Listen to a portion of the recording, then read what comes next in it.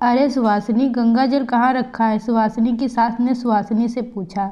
सुहासिनी ने पुनः प्रश्न किया, क्यों माँ? अरे अब के लगता है कि अम्मा नहीं बचने वाली। कई रात कई बार सांस उखड़ी है अम्मा की।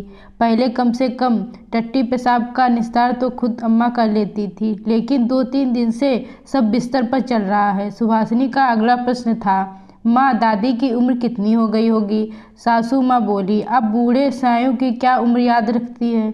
4-5 महीने पहले जब अम्मा बातचीत करती थी तब पूछा था मैंने, अम्मा कितने बरस की हो गई हो? तो अम्मा बोली थी, पूरे 12 फाग बीते थे तब तुम्हारे ससुर ब्याह के लाए थे मुझे। 17 की थी तब सिद्धेश्वर सुहासिनी के ससुर पैदा हुआ।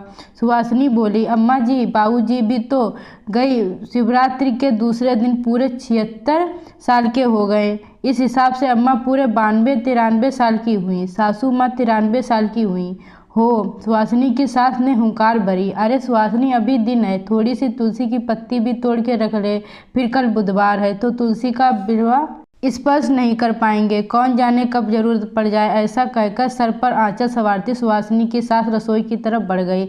सुहासिनी की सास का संयम सही निकला। सांझ ढले दिया लिसने के समय सुहासिनी की दादी सास की सांस फिर उखड़ने लगी। पूर्व नियोजन योजना के तहत दादी के मुंह में तुलसी की पत्ती व गंगा जल चुआ दिया गया और जल्द ही सुहासिनी की दादी सास की रेल के इंजन की तरह धड़-धड़ करती धड़कन ठंडी होकर मंद पड़ने लगी और कुछ देर बाद किसी पुरानी घड़ी के पेंडुलम की भांति थम गई। अम्मा चली गईं। सुहासिनी की सास की हल्की सी चीख निकली, लेकिन कुछ ही मिनटों में सब शांत और संयत हो गया। सुहासिनी की सास ने घर में सूचत लगने की घोषणा की। सास ने सुहासिनी से कहा कि बड़े बक्सों में ताला डाल दे। सुहासिनी, अगर उन बक्सों के कपड़े हमने छू लिए तो ऐसी ठंड में कौन धोएगा इतने कपड़े? तीसरे की सफाई में वैसे ही पूरा घर द्वार साफ करना पड़ेगा। सुहासिनी की दादी सास का सब बिस्तर से उतार कर पार्थिव कर दिया गया। फर्श पर लेटते उनके सबके सिराने एक दिया बेमन से टिमटिमाने लगा। घर के बच्चे भी बूढ़े दादी को सोया हुआ समझ रहे थे,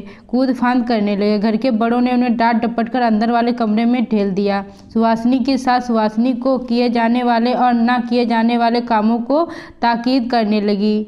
मसलन 3 दिन सब्जी में हल्दी नहीं डालना है, भगवान नहीं छूना है, वगैरह वगैरह। रात के अंतिम में संस्कार का इंतजाम करने में मैयत ने घरवालों के रात का खाना बेमजा कर दिया। अगल बगल के लोगों को जब सिद्धेश्वर के माँ के निधन का समाचार मिला तो साल लपेटे कान टोपी लगाए कुछ लोग बाहर से ही हालचाल जानकर चले गए। इतनी ठंड में घर आकर रात में नहाने की इच्छा किसी की नहीं थी। भले मानस पड़ोसी ने नौकर के हाथ चाय बिस्कुट भेज दिए थे, लेकिन सिर्फ चाय बिस्कुट से क्या होता। सुहासिनी और उनकी सास ने यथा योग्य रात के खाने का इंतजाम किया।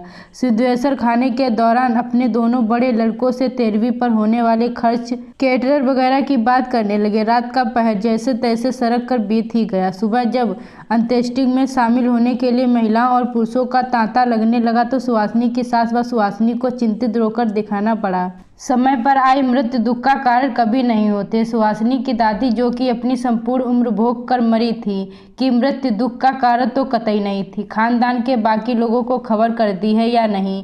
भीड़ में से एक महिला ने सुहासिनी की सास से पूछा। सास का रोता हुआ प्रत्युत्तर था, दोनों देवरों को खबर कर दी है, पर इतनी दूर से आना मजाक है क्या? आने में 2-3 दिन तो लग ही जाएंगे, तब तक मिट्टी ऐसे ही थोड़ी रखी जाएगी। महिलाओं के झुंड में से एक फुसफुसाहट उभरी।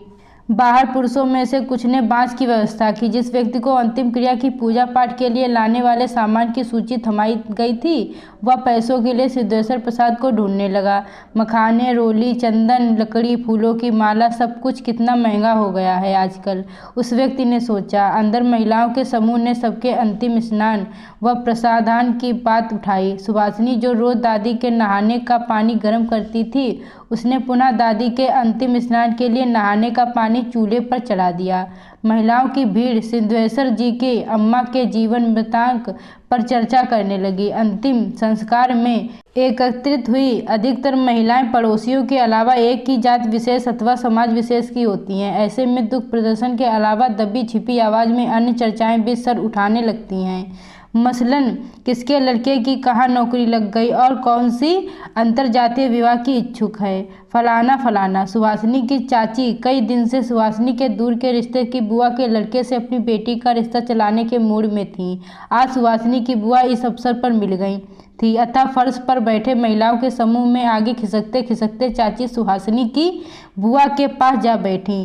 फिर इधर उधर की चर्चा करते करते पूछ ही बैठी, नीरज आजकल कहाँ है? ऑस्ट्रेलिया में है या मेलबर्न में? सुहासिनी की बुआ ने ठंडा एवं गर्वोत्सव जवाब दिया, मेलबर्न में। नीरज की माँ अपने बेटे के इर्द गिर्द ऐसी भिनभिनाती मक्खियों से बहुत गर्व महसूस करती थी, लेकिन मौका ऐसा था कि ज़्यादा विस्तार से बात नहीं की जा सकती थी, क्योंकि अभी दस्तूर दादी की सब यात्रा के निभाए जाने में ऐसे लाजिमी था कि दादी विषयक अधिक से अधिक बातें की जाएं। जीवन के निरंतर बीतने वाले दिवस भविष्य में स्मृतियों में रूपांतरित हो जाते हैं, लेकिन दादी के जीवन का लेखा जोखा निरंतर बढ़ती उम्र व बुढ़ापे के कारण विस्मृत हो धुंधला पड़ गया था। वैसे भी उनके जीवन में कोई असाधारण घटना घटी हो ऐसे किसी को याद नहीं था, लेकिन जन्म की तरह मृत्यु भी सदैव चर्चा का विषय रहती है। ऐसे में दादी की मृत्यु पर भी चर्चा अवश्य थी। अतः सामान्य सी घटनाओं का भी सिलाई टाका उधेड़कर महिलाओं ने मृतदेह विस्मयगत चर्चा जारी रखी। सामूहिक गहमा गहमी के दौरान बाहर पुरुषों का एक छोटा समूह शव यात्रा की तैयारी कर रहा था। कुछ ही देर में यथेष्ट तैयारी के पश्चात शांत पड़ चुकी मृतदेह को उनकी अंतिम यात्रा के लिए पूर्णतः तैयार कर लिया गया। थोड़े रवायत भरे रोने धोने व चिल्लाने चोट के पश्चात दादी का सब सैया पर रख दिया गया। पीले फूलों की मालाओं के अर्पण के बाद महिलाओं ने दादी को अंतिम विदाई दी। राम नाम सत्य है कि उच्चारित शास्त्र शब्द ध्वनियों के बीच समभाव से पड़ा दादी का निश्चय शरीर व्यक्तियों के चलने के कारण हल्का सा कांप जाता। कुछ ही देर में सब यात्रा अपने अंतिम प्रलय स्थल पर पहुंची गई। सबके अग्नि संस्कार के लिए लकड़ी के इकट्ठे का इंतजार उस व्यक्ति ने पूर्व में ही कर लिया था जिसे यह काम सौंपा गया था। सबकी अंतिम क्रिया की पूर्व सूचना मुक्त धाम वालों को दे दी गई थी, परंतु शायद कुछ कागजी कार्रवाई में विलंब था, अतः दादी का शव पेड़ के नीचे एक ओर रख दिया गया। बाकी के लोग वहीं कहीं सीमेंट की पड़ी बेंचों पर बैठे बैठे जरूरी फोन कॉल निपटाने लगे। कुछ ही देर के पश्चात मानव स्तर समूहों की ध्वनि तीव्रता कुछ उग्र की जान पड़ी। झगड़े की संभावना देख वो समूह जो सुस्त बेंच पर बैठे थे उस ओर चल पड़े जहां से तेज आवाज़ों का स्वर सुनाई दे रहा था। तेज गूंजते शब्द निरंतर होती बहस बहुत देर तक समझ ही नहीं आया कि आखिर माजरा क्या है।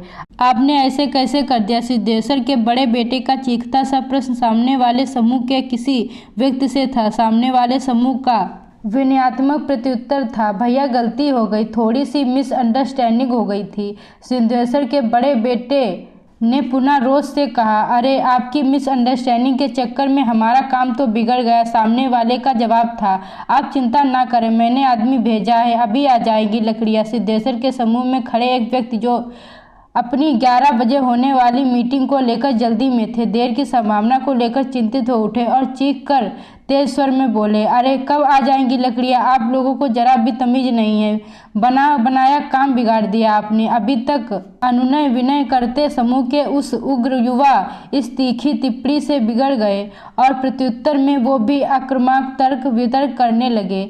बढ़ते बढ़ते बात बहुत बढ़ गई। दरअसल लड़ाई की वजह अग्नि संस्कार में उपयोग में लाई जाने वाली लकड़ियाँ थी, जिन्हें सिद्धेश्वर के रिश्तेदारों ने पूर्व नियोजन कार्य योजना के तहत पहले से ही बुलवाकर मुक्तिधाम स्थल पर रखवा दिया था, लेकिन गलती से उन लकड़ियों के ढेर का इस्तेमाल दादी की शव यात्रा पहुंचने से पहले ही किसी अन्य दाह संस्कार के उक्त समूह द्वारा कर लिया गया था। इस कारण से इस झगड़े की शुरुआत हुई। अंततः झगड़े को निपटाने के उद्देश्य से दाह संस्कार कर चुके समूह के मुखिया ने वही मुक्तिधाम से लकड़ियों का ढेर खरीदा और सिद्धेश्वर जी के हवाले कर दिया। लकड़ी का गट्ठर मिलने के पश्चात उन लोगों ने चैन की सांस ली जो जल्दी में थे और जिनके काम अटके हुए थे। शीघ्र ही गहमा गहमी भरे विधि विधान के साथ दादी को अंतिम विदाई दी गई एवं उनका दाह संस्कार किया गया। इस तरह इस संपूर्ण अंतिम यात्रा में शामिल लोगों ने चैन की सांस ली, शायद जिसमें सबसे ज़्यादा चैन की सांस मृत आत्मा द्वारा ली गई होगी। दोस्तों, आप लोगों को यह कहानी अच्छी लगी हो तो वीडियो को लाइक करें और चैनल को सब्सक्राइब करना ना भूलें।